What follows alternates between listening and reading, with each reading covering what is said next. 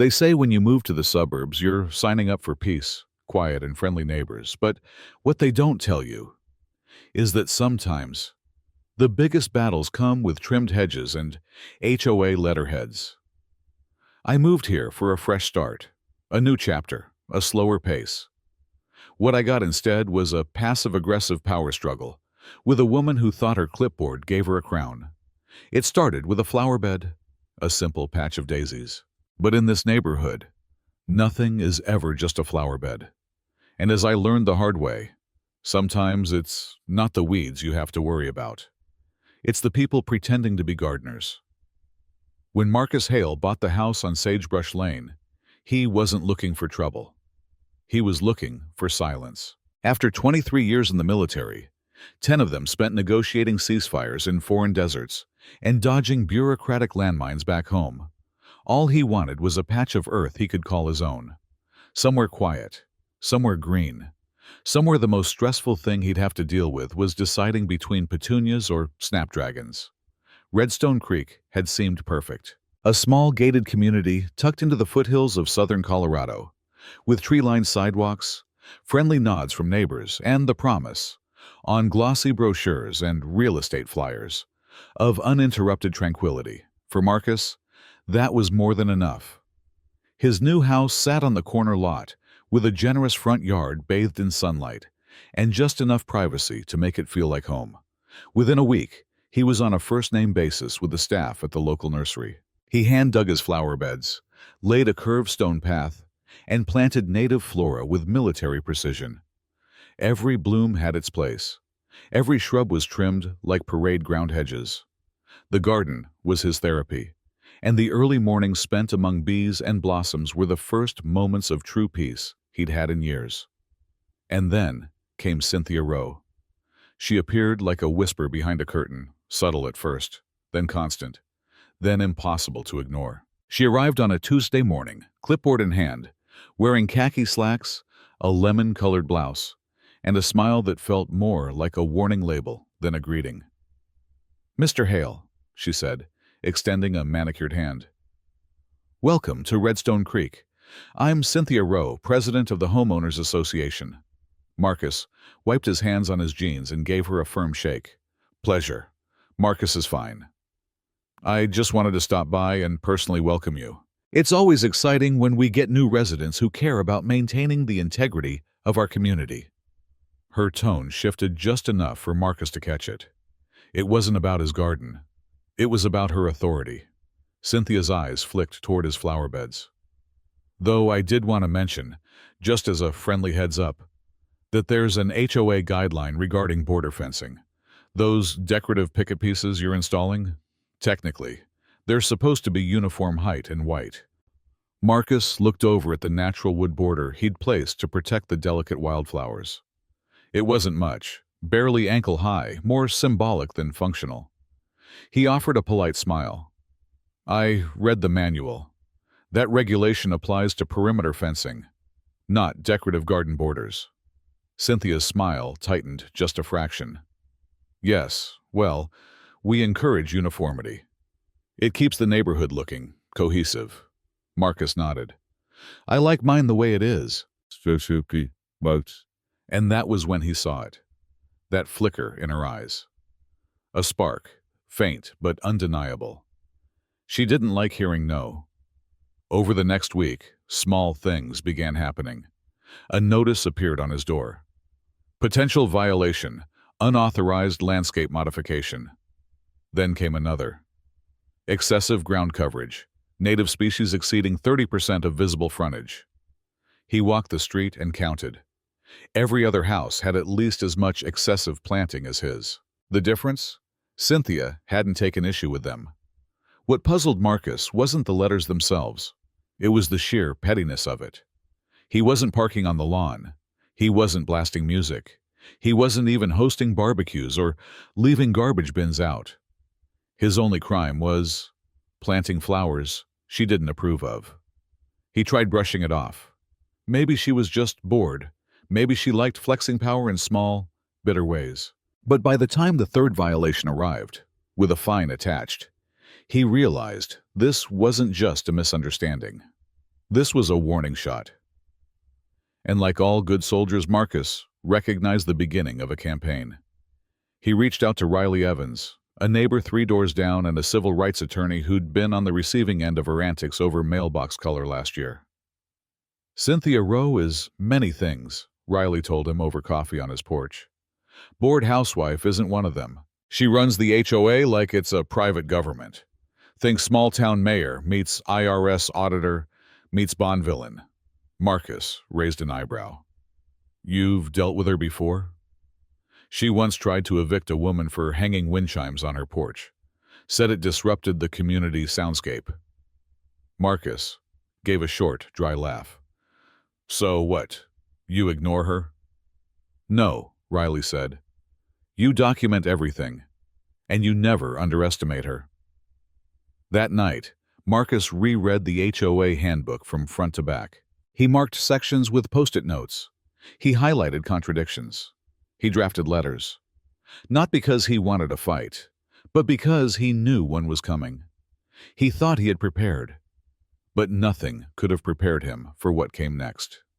One quiet Saturday morning, while sipping coffee on his porch, Marcus watched Cynthia stroll across the sidewalk in her usual power walk fashion and stepped directly into his yard. She didn't hesitate. She didn't even look down. Her white-soled sneakers crushed a patch of fresh daisies, bent a stalk of salvia, and kicked loose a pebble from his meticulously arranged path. "Good morning, Marcus," she called cheerily, as if nothing was wrong. He stood slowly, heart pounding, not in anger, but with the slow, cold realization that she wasn't just issuing letters anymore. Now she was testing boundaries. "Mrs. Rowe," he said evenly, "that's private property."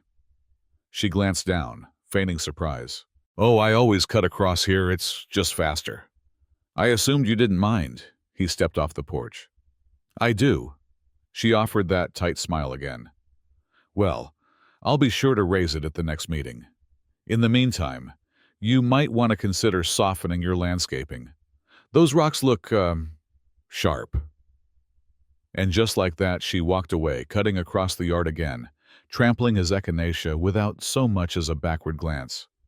Marcus stood there in silence. And in that silence, the war officially began. It started with the letter.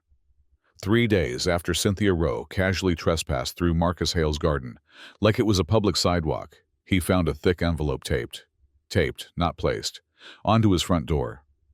Bold type across the top read, "Notice of non-compliance, multiple HOA infractions."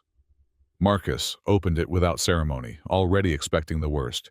Inside was a list, numbered, detailed, laughable. Apparently, his front yard now violated no fewer than 5 HOA regulations, including unauthorized landscaping variety, Section 3.2.b, non-uniform border materials, Section 4.1, potential hazard, rock placement, Section 7.82, failure to seek prior aesthetic approval, Section 5.4, obstruction of community pathway, unofficial, handwritten note. Marcus read that last line twice. Unofficial pathway?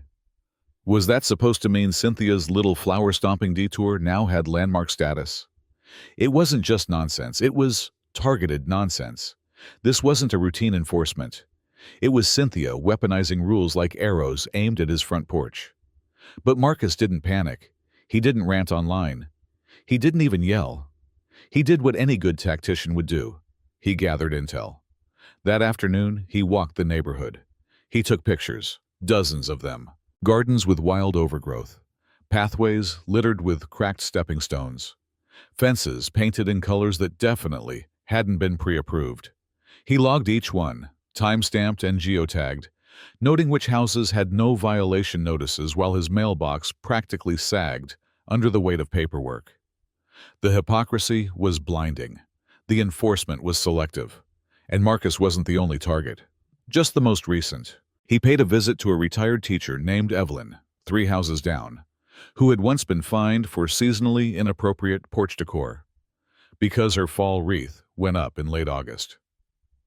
"Cynthia's got nothing better to do than tell grown folks how to live," Evelyn said, adjusting her glasses with a sigh. But most people just give in. It's easier than fighting. I'm not most people, Marcus replied. He spent that night at his desk, drafting a response to the HOA, citing chapter and verse of their own handbook.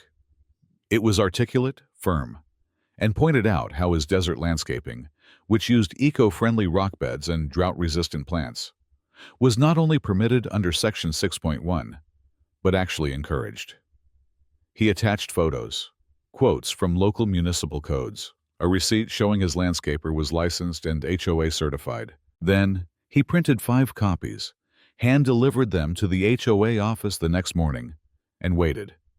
He didn't wait long. 2 days later, Cynthia showed up on his property again. This time, she wasn't alone. She brought along a man named Brent Hall, an HOA board member and former insurance claims adjuster, the kind of guy who treated clipboards like weapons and spoke with the cadence of someone always trying to close a sale. Cynthia didn't knock. She marched straight into Marcus's front yard like it was a reenactment of Napoleon crossing the Alps. "Mr. Hale," she called with false cheer, "we received your rebuttal, and while it was detailed, we still have concerns." Marcus stepped outside, arms folded. "Let's hear them." Brent cleared his throat, flipping through papers like he was building tension on purpose. "There are questions of intent, Mr. Hale. The placement of sharp plants and angular stone beds directly adjacent to a commonly walked-through path." "It's my front yard," Marcus interrupted, voice calm but steel-edged. "There's no easement, no sidewalk, no designated pathway. What you're referring to is a shortcut someone chooses to take." Cynthia's jaw flexed. "Community members have a right to feel safe in shared spaces."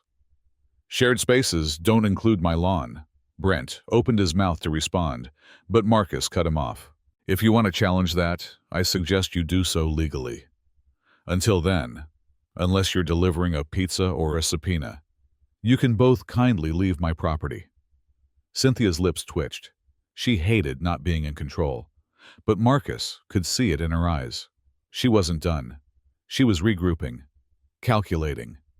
She turned and left without another word, her heels crunching over his gravel path in what Marcus now recognized as a silent declaration of war. That evening, Marcus installed motion-activated lights around the edge of his garden. Not to provoke, just to illuminate. And the very next morning, he found another notice. This one claimed excessive lighting in violation of nighttime brightness standards. He laughed out loud. It was clear now. This wasn't about plants or paths or neighborhood aesthetics. It was about power. And Cynthia Rowe hated that someone wasn't afraid of hers. The second wave didn't come with shouting or property damage. It came with silence. The kind of silence that makes your neighbors avoid eye contact, walk their dogs a little faster past your house, and suddenly forget how to wave.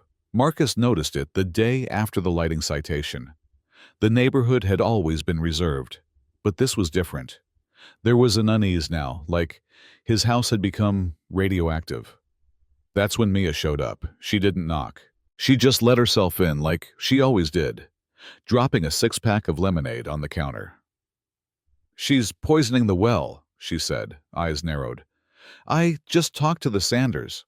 Sweet couple, but they said Cynthia warned them that your aggressive energy is making people uncomfortable."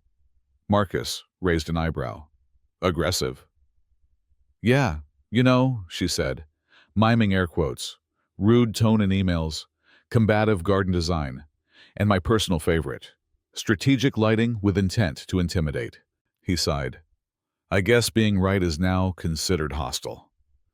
"She's not just mad anymore," Mia said. "She's scared. You didn't back down, and now she's trying to isolate you. But not everyone's on her side. Trust me." Marcus wasn't convinced, until 2 days later, when the doorbell rang and he found Tom Franklin on his porch. Tom was the type of guy who still wore loafers to mow his lawn and owned 3 different kinds of flagpoles. A by-the-book neighbor who had once left Marcus a politely written note about his trash bin being too visible from the street. He wasn't someone Marcus expected support from. But Tom looked uneasy, holding a manila envelope under his arm. "I shouldn't be here," he said quietly. "But this has gone too far." He handed Marcus the envelope. Inside were copies of internal HOA emails. Marcus scanned them, pulse rising. It wasn't just Karen complaining. It was Cynthia, Brent, and two others on the board coordinating how to target him legally, digging for anything they could use.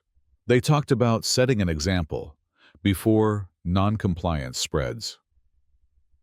"This is illegal," Marcus muttered. "It's also disgusting," Tom replied. "Look, I've lived here 25 years. I believe in rules, but this isn't enforcement. It's obsession. Cynthia's lost the plot. She's making enemies where there were none." Marcus looked up. "Why give this to me?" "Because," Tom said, "I don't like bullies, and you're not the only one she's turned into a target. People are just afraid to speak up. But if someone takes the lead..." Marcus felt something shift. This wasn't just about his yard anymore. It was about all of them. That weekend, Marcus and Mia put a plan in motion. They started small, knocking on doors, talking to neighbors one-on-one, sharing the truth behind the letters, the intimidation, the fines. Most people were shocked. A few were hesitant. But many were relieved to know someone else had noticed what Cynthia had become.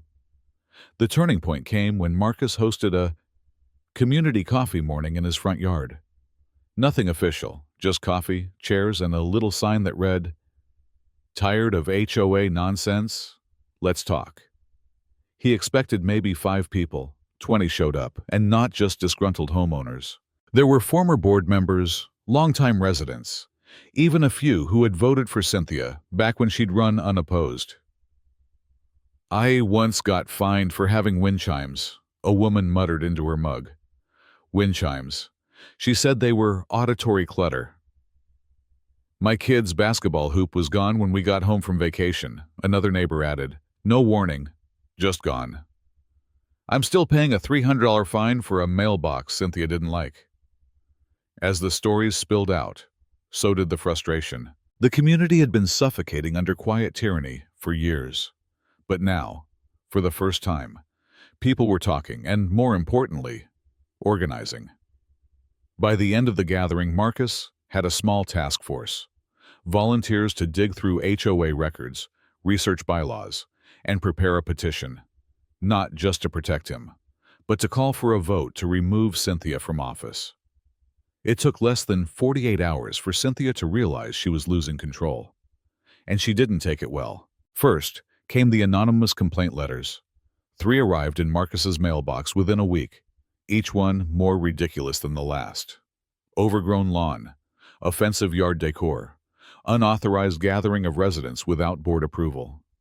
Each one signed concerned neighbor. But Marcus wasn't born yesterday. Then, on Tuesday morning, as he left for work, he noticed something new on his property.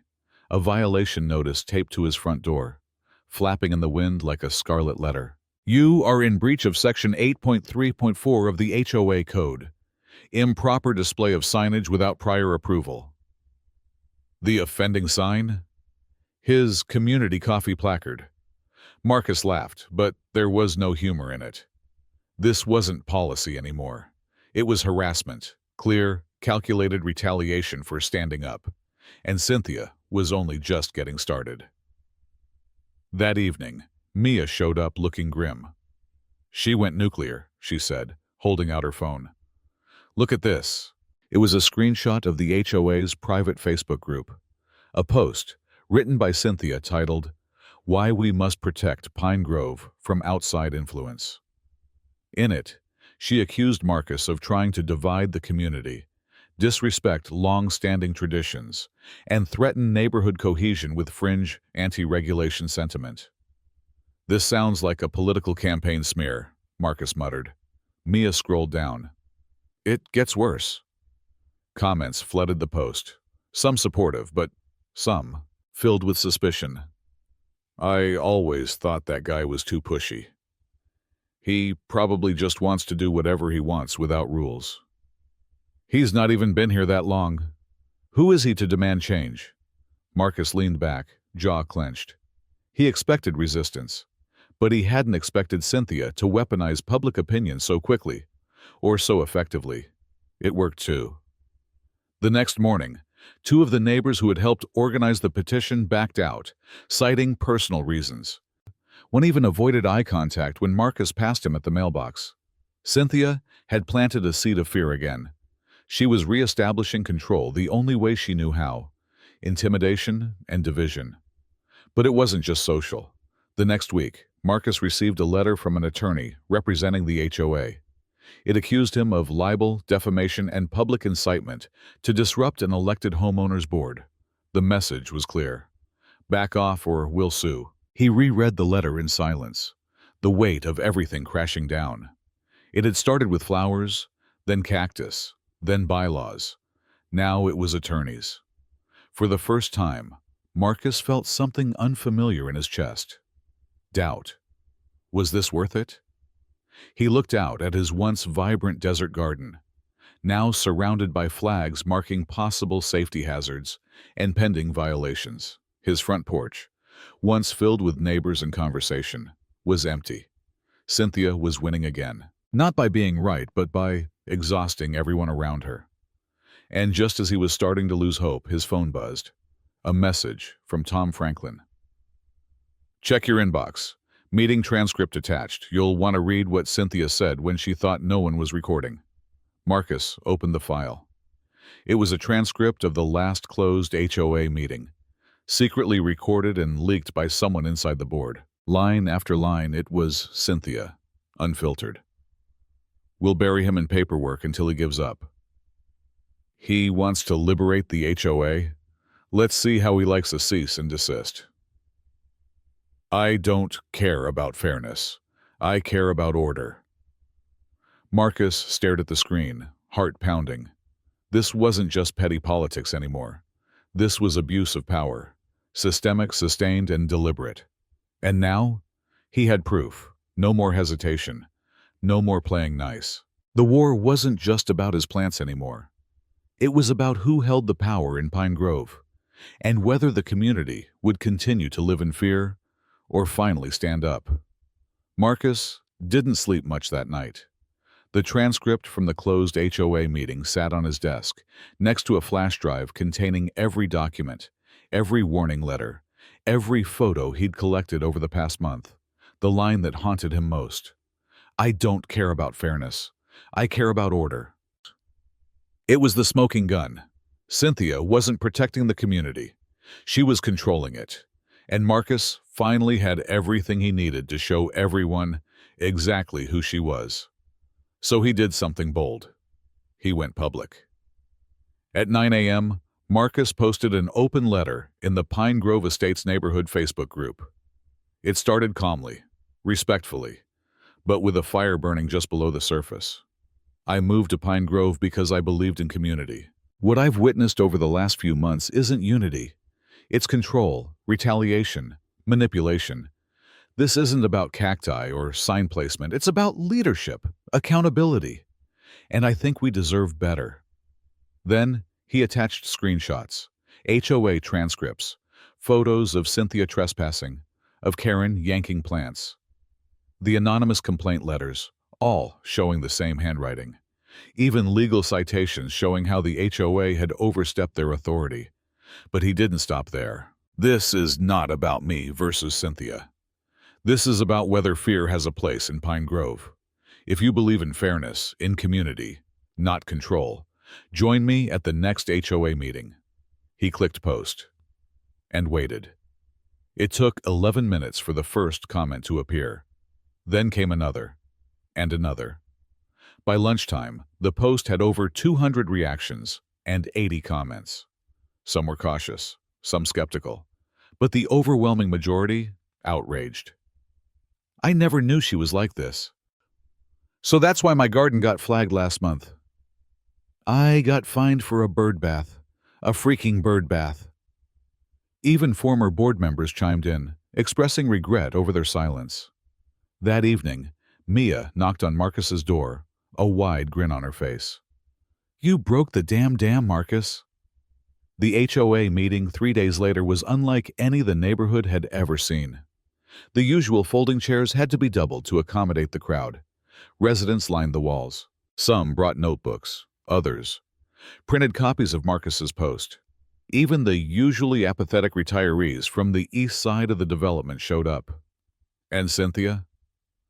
She walked in with her head held high, clipboard clutched tightly, lips pursed into that familiar scowl.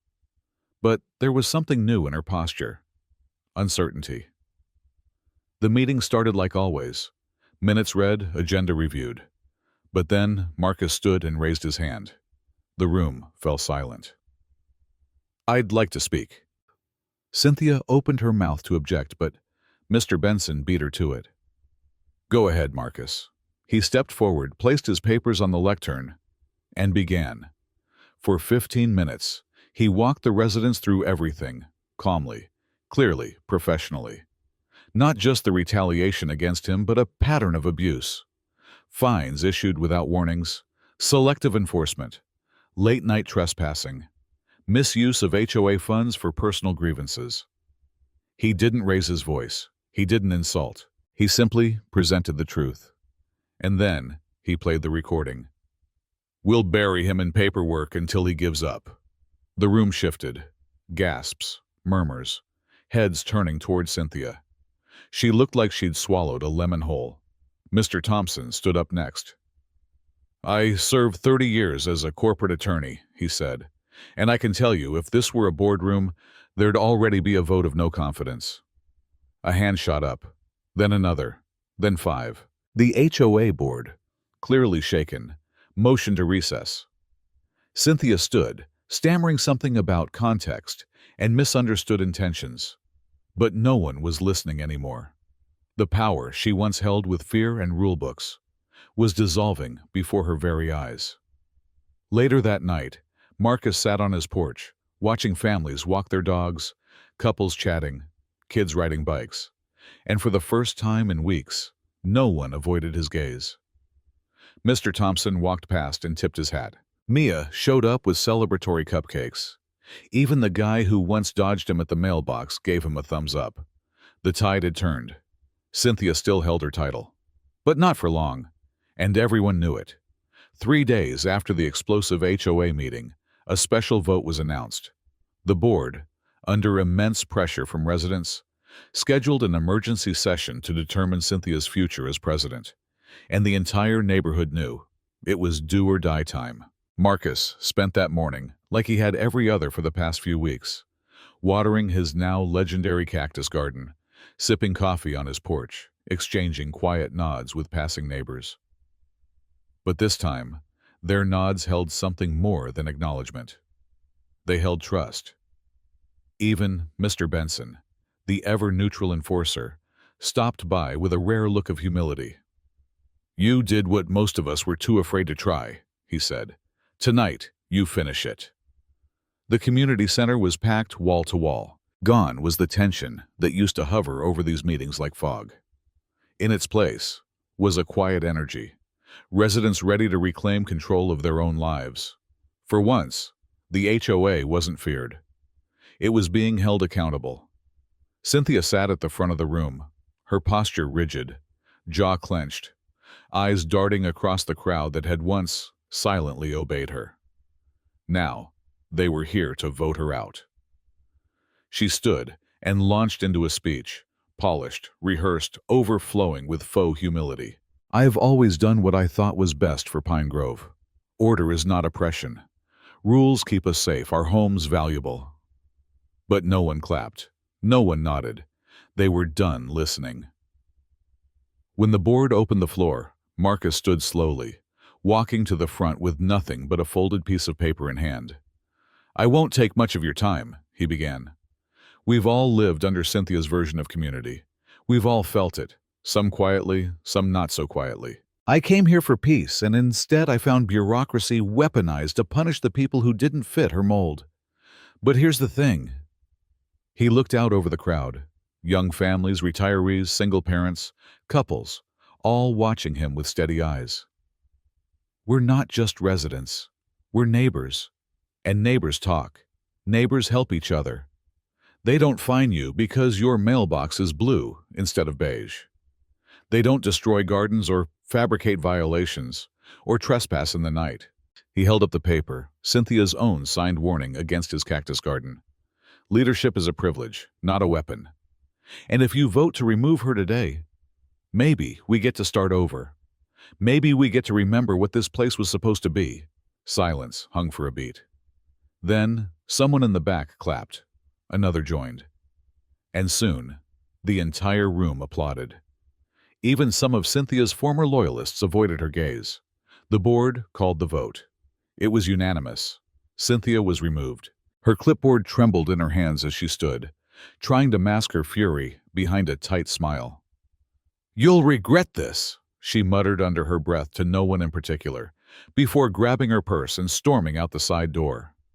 The sound of it slamming echoed like thunder. In her absence, the board opened the floor to nominations for a new HOA president. Dozens of heads turned toward Marcus. He chuckled. "Absolutely not," he said with a smile. "I'm just the guy with the cactus." But a familiar voice chimed in from the back. "Then maybe someone who isn't afraid of cactus should be president." Mia stepped forward, arms crossed, eyebrows raised. "I nominate myself." The room broke into cheers. A week later, Mia was officially voted in as the new president. Her first act? She revised the HOA charter, introducing a clause that prohibited the use of HOA power for personal grievances. She called it the Marcus Clause. Under her leadership, fines were reviewed, cases were overturned, and neighbors began working together instead of against each other. Marcus, he finally got his piece. Karen stopped cutting across his yard. The cactus garden stayed. And on sunny mornings, kids would walk past, pointing at the sharp plants, like they were some kind of suburban legend. Which, in a way, they were. One evening, Marcus sat back on his porch, feet up, the late summer sun washing over his face. He sipped his drink and smiled as he watched Cynthia's house go dark. For sale signs had gone up just days before. Justice had come, not with shouting, not with vengeance, but with truth, and a whole lot of spine, literally.